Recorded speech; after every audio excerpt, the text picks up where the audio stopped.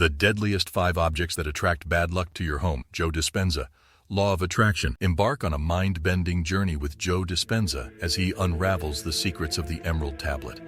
Dive into a cosmic dance where what's above mirrors below and what's within echoes without. Join me in this eye-opening video where we explore the art of transforming your life by taking charge of your surroundings. Brace yourself for a bold discussion as Joe Dispenza reveals 5 potentially ominous objects that, according to ancient wisdom, could be inviting misfortune into your home.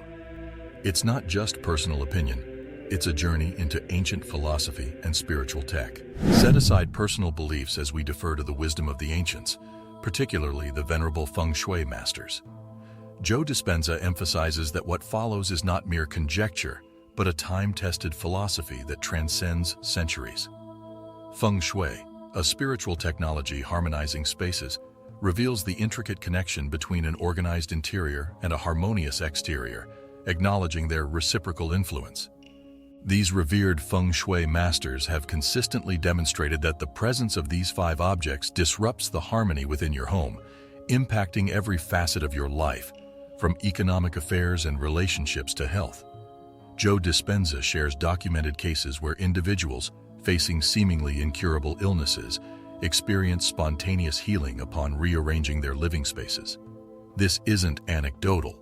It's meticulously documented and has occurred repeatedly, challenging conventional medical wisdom. Let Joe Dispenza's wisdom guide you in understanding that the link between our spaces and our inner selves transcends mere reflection. Spaces directly shape our internal states. Recognizing the mental nature of the universe, where thoughts manifest reality, underscores the importance of nurturing both internal and external spaces for a transformative journey. In more contemporary terms, grounded in the current scientific understanding that pales in comparison to ancient spiritual technologies like feng shui, spanning over 10,000 years, Dr. Bruce Lipton, a pioneer in the field, asserts the pivotal role of surroundings in shaping mental and physical well-being.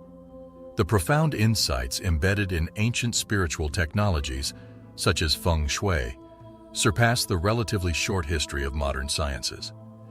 Renowned for groundbreaking work in stem cell cloning, Dr. Bruce Lipton emphasizes a fascinating perspective.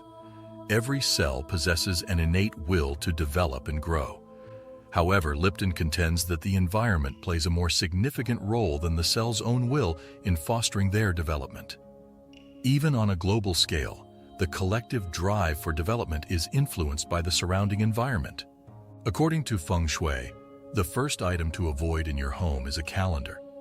In today's context, where calendars are often displayed prominently, feng shui suggests that this practice keeps you anchored in the past, hindering your progression. Let this insight prompt you to consider the profound impact your surroundings may have on your personal growth and well-being. Consider, for instance, a biblical perspective. Throughout both the Old and New Testaments, a recurring message advises against dwelling on the past. One such instance is the story of Lot's wife. When God, through an angel, warned her to flee the impending destruction of Sodom and Gomorrah and not look back, she disobeyed. The consequence was being turned into a pillar of salt. The symbolism here is profound. Excessive focus on the past can petrify you, trapping you in a time that no longer serves your growth. If you resonate with this perspective, consider the impact of constantly looking back and how it might hinder your journey forward. Managed in your subconscious mind, the past begins to shape the future, identical to the past. Jesus of Nazareth, for instance, said, "Let the dead bury their dead. What's done is done." When you mark time on a calendar, you seek time itself.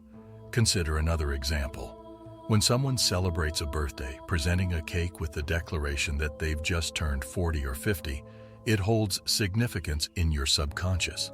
Similarly, if at 60, someone presents you with a brain cake, and you've been conditioned to perceive a 60-year-old as old, your subconscious symbol will manifest aging. You'll experience a physical, mental, and emotional decline. This parallels the symbolism of retirement. I often emphasize that retiring isn't advisable because it implies old age. Studies show that most people who retire don't last long and age rapidly. The subconscious is beyond control. Symbols and internal beliefs cannot be manipulated. This is why symbolic objects are crucial. Now the second one, consider items like paintings, having images of natural disasters, torrential rains, earthquakes, or storms. Many possess paintings of a sailboat in a storm, evoking negative emotions of danger. Not to mention paintings of people crying. Some even have depictions of a crucified, bloodied figure with a thorned crown in vivid color. The Catholic religion has created a symbol of pain, and the world has embraced it. People hang crucifixes because, for me, this is the most important figure in history. However, I will never have an image of a crucified Christ because it imposes pain and suffering on me. It's a means of control, perhaps, but not beneficial. Similarly, having paintings, some widely renowned, are of a crying, suffering, tormented person. The artist uses the canvas as therapy, pouring out inner turmoil, and the painting then contaminates everyone who places it in their homes, believing it to be a self-expression, whatever title you want to give it. It's crucial not to do this, as Feng Shui rightly advises, a perspective I wholeheartedly endorse. It's a reality, so before you put up pictures of the departed, again, a biblical reference warns, let the dead bury their dead. Consider that if you dwell on the past, you remain stuck in it. Let them rest in your heart, but don't hold on to images of the deceased. You don't always have to look backward, continually gaze forward. Your departed loved ones are in front of you, not behind. Placing a photo of someone who is no longer there evokes memories of the past, consistently bringing sadness and nostalgia. It's detrimental to your life. Remember, the universe is mental. Belief systems operate through mental and emotional states, and that's what you're manifesting in the external world repeatedly. This is why Feng Shui advises against it. I emphasize, it's not an opinion, it's what Feng Shui asserts, and it makes a lot of sense. Next, let's talk about thorny plants. How many times have we been taught and continue to be told in home decor magazines that cacti are ideal? Any plant with thorns represents hostility. You might say, I don't believe that, but it's at the subconscious level. It's not about conscious belief. The subconscious operates through symbols, and these symbols carry meaning within you. That meaning is what you manifest in your life. Hostility, harshness, and a prickly disposition. It's not conducive. Moving on, many have thorny plants in their homes. Some might not mind, but for those who do, consider this. Doors. Black doors specifically. Never have a black front door. The entrance to your home symbolizes the gateway to your sacred space, according to Feng Shui. Your house is your sacred space, and every aspect reflects your interior. For instance, observing a box from an elderly person living in the past, you'll likely find it laden with pictures, paintings, and outdated objects. They dwell in the past. These individuals have already lived a substantial part of their lives.